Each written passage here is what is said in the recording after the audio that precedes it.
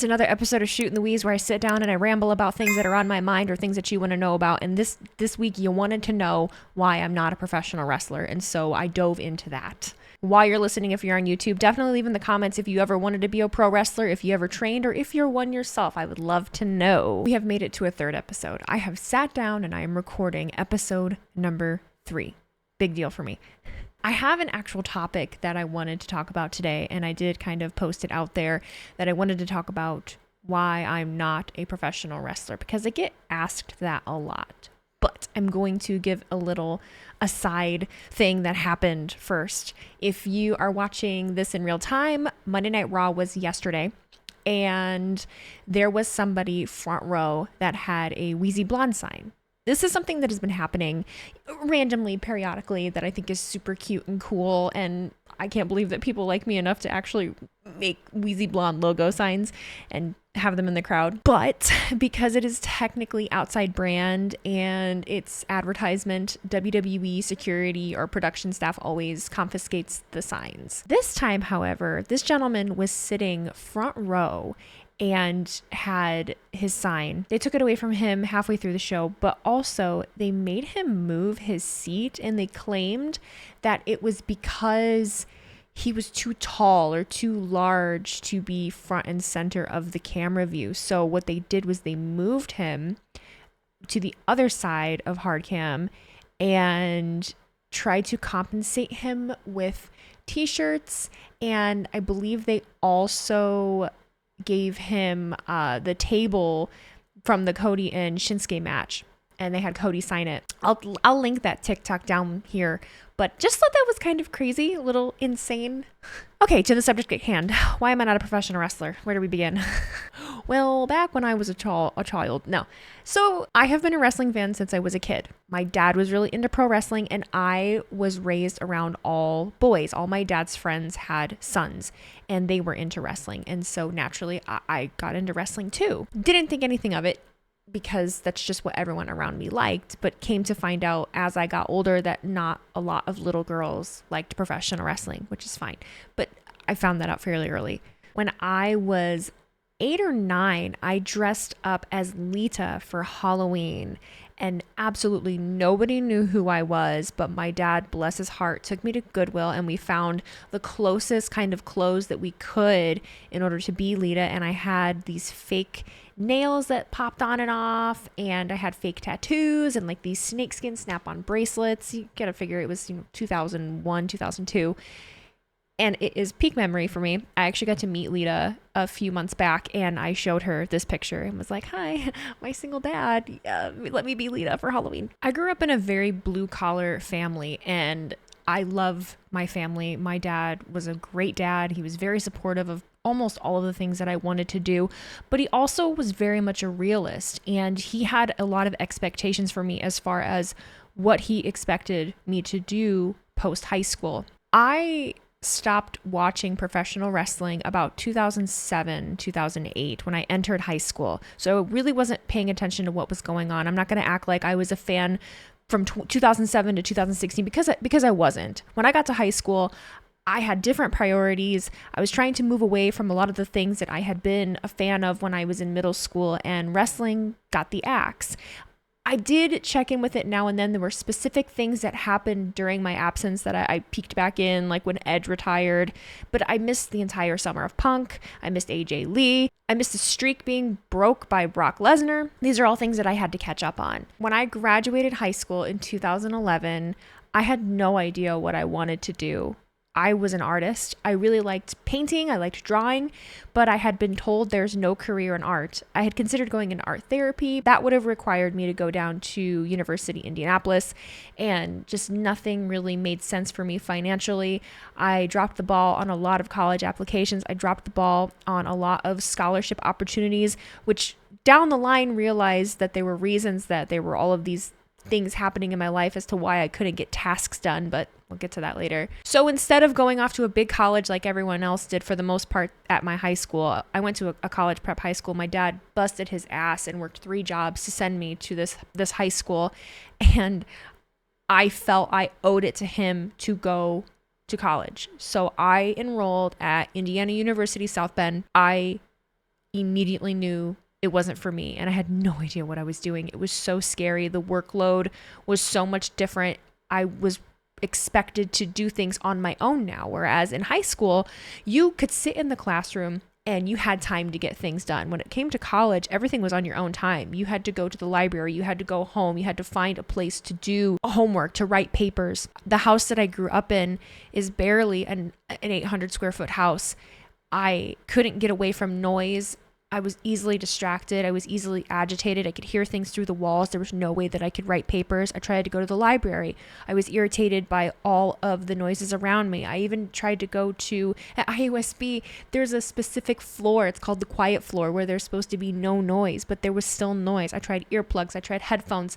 I couldn't get schoolwork done.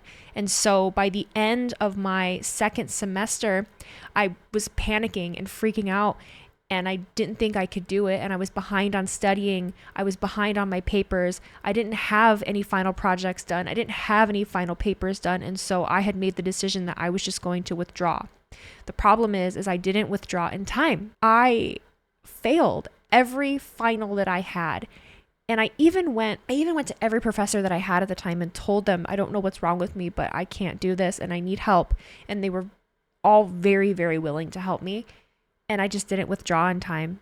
You know, they were going to do something to bypass my final exams, but I needed to withdraw and I didn't. So because of that, I got zeros on all of my final exams. My GPA dropped to like a 1.4, if not lower. I honestly don't remember at this point. And that got me put on academic probation. When you're on academic probation, you do not qualify for financial aid. So I got help from a family member in order to re-enroll the next semester, because again, I had no idea what I wanted to do. Everyone expected me to go to college because again, everyone in my family was blue collar and they thought that, oh, the ticket to you doing better than us was to go to college. I got through my second semester barely. I also didn't sign up for classes in time. So I was taking the most ridiculous courses that were at 9:00 at night because it was all that was left. I took like stars and galaxies. I took this gender studies class where the lady actually kicked me out of the classroom because I didn't have the reading done. It was just an entire mess. College was not for me, and it was very upsetting because it seemed like it was for everybody else. I went to lunch one night with a friend of mine. At this time, I'm probably already 19, 20 years old.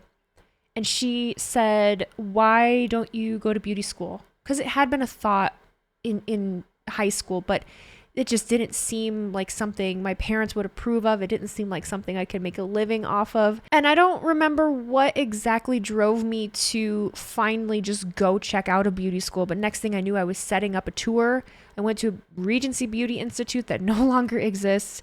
And I walked out of there signing a contract and applying for financial aid. An accredited beauty school that accepts FAFSA, I took out a loan for $20,000 in 2013 to go to beauty school. It was absolutely ridiculous. I believe we might still be paying on that. I don't remember. But I graduated. It was rough. I found that being able to have a task in front of me, like doing someone's hair, was the only way that I could get anything done. So if I had a full highlight that I needed to do, well, you can't just walk away from a full highlight and get distracted. You got to do it from start to finish. There's a 45-minute process time, and then you have to rinse it. Like it's very, there is no veering from that. That's what you have to do. Graduated. I got a job at my first salon and I stayed there for 8 years, and I have been doing hair for 10 years altogether. What does any of that have to do with me not being a professional wrestler? I want to preface this by saying I know that this is not a black and white issue that one size fits all. I know that everybody's journey is completely different, and a lot of people have had different successes and failures depending on their own path. But this is where I'm coming from. I started making wrestling content in 2021. It is now 2024, just starting 2024. I didn't really get traction until last year, 2023. I had just been a wrestling fan since 2016. In 2017, I had this itch that maybe I wanted to get in the ring. Maybe I wanted to be a pro wrestler. I had a friend that owned a skate park in South Bend, Indiana, and he hosted a PWK show. It was a little indie show. I remember Mance Warner was on it, And I don't know, there was something about it that I thought was really intriguing. I went as far as to sign up at a CrossFit gym. I looked into enrolling at the Black and Brave Academy, Seth Rollins training facility. And then reality set in again, where I had a house that I lived in with my boyfriend at the time. I was responsible for half of the rent. I had bills to pay. I had a car payment. I had a job. It wasn't realistic for me to pick up my life and just go pursue this dream because I was broke. I was broke. There was no way that I even would have been able to pay for the wrestling school. I let the dream die. I kept up with CrossFit. I stayed doing CrossFit. I now compete in weightlifting competitions. I do weightlifting regularly during the week. I still do CrossFit. That was all very good for me. That was all a good avenue that I took. In 2017, I was 25 years old, 26. A few years later, I ended up getting married, and then the pandemic hit in 2020. When I say I let the dream die, I let the dream die. When you are knees deep in a pandemic, work sucks. You're trying to maintain a household. There were so many things going on that I hadn't thought about being a pro wrestler in years until content creation came along and my Instagram and my TikTok and YouTube and all of these things. And I'm surprised at how much it comes up that people ask, oh, do you ever want to get in the ring? Have you ever been in the ring? And I think there's a couple reasons for it. People know that I'm a weightlifter. They know I'm into fitness. So that usually goes hand in hand. I tell people I'm a theater kid. I'm very theatrical. I like to cut promos and shit like that. And so that also goes hand in hand. I'm blonde and look a certain way, and so they think that also goes hand in hand. The problem also is that I make WWE content mainly. It doesn't work in a way for most people. It doesn't work in a way where I just get to go to WWE and sign this contract and work with NXT, and then eventually I'll end up on the main roster. I wasn't a college athlete. I have zero credentials. I have never been in a ring before. I didn't work the indies. There is nothing working in my favor that makes any sense as to why I would get to go to NXT. Could I get trained somewhere nearby? I don't even know the nearest place near me, and I could go run an indie circuit in my area. Could I? Realistically? Yes, sure. But I am still working a full-time job. I am now doing this as well. When would I have time for this? When would I have time for my family?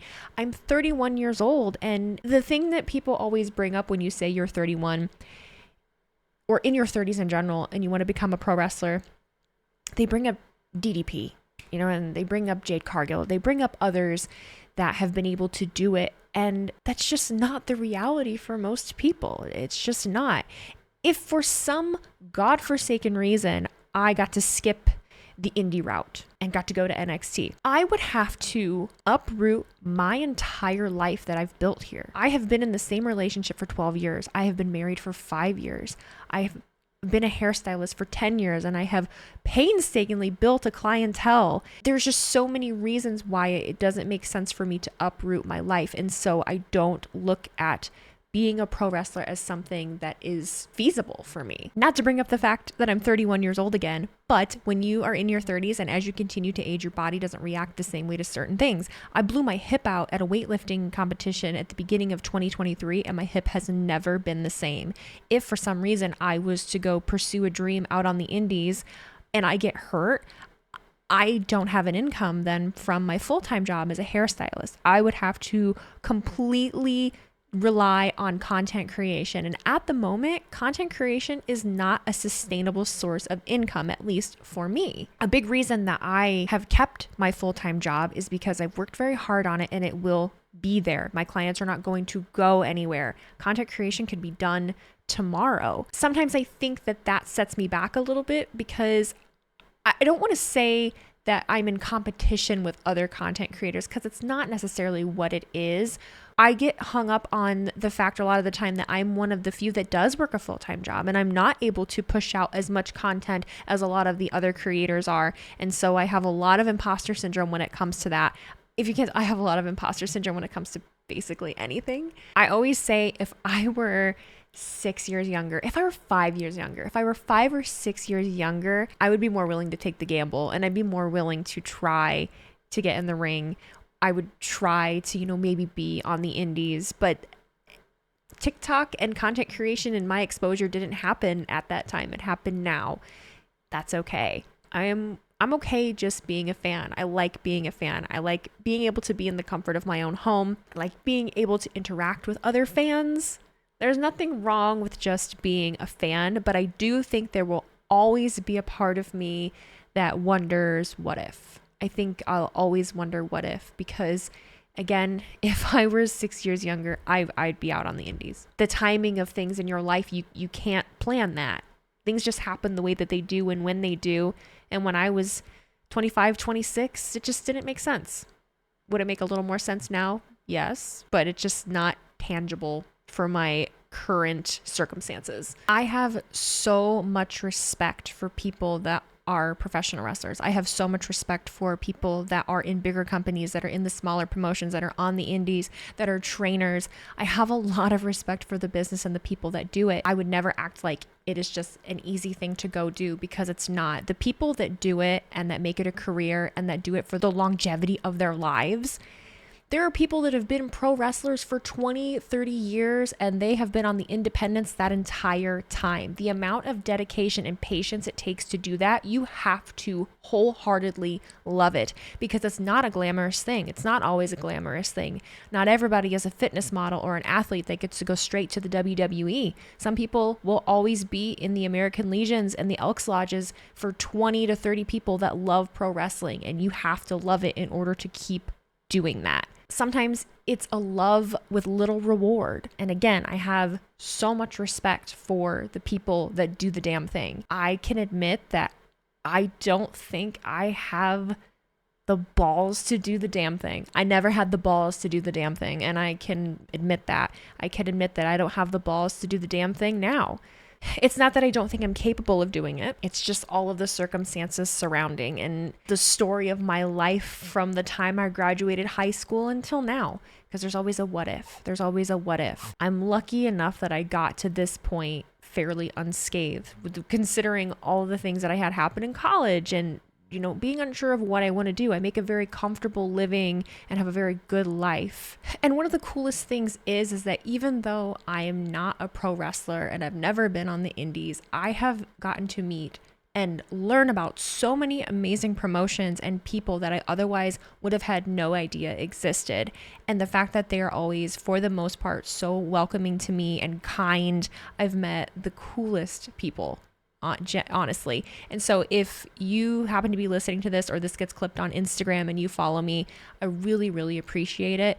Thank you for allowing me to exist and talk about the thing that you actually go do, because I get to sit at my chair and love it and shed light on it while you are actually out there doing that. And I don't take that lightly. I don't even think I can put into words. I've gotten to know a few people that actually are trainers. I've gotten to know a few people that have been in the business for a long time. And the fact that you are kind to me means more than anything in the world. So really, I appreciate that. Thank you for listening. I think I'm done rambling for today. If you have something particular you'd like me to shoot the wheeze about, leave it in the comments, send me a message. I'm open to suggestions. We're doing one a week. I'm releasing it randomly. I'm doing my best. Okay, you guys have a great time. I'll see you in the next one. Great. Good job.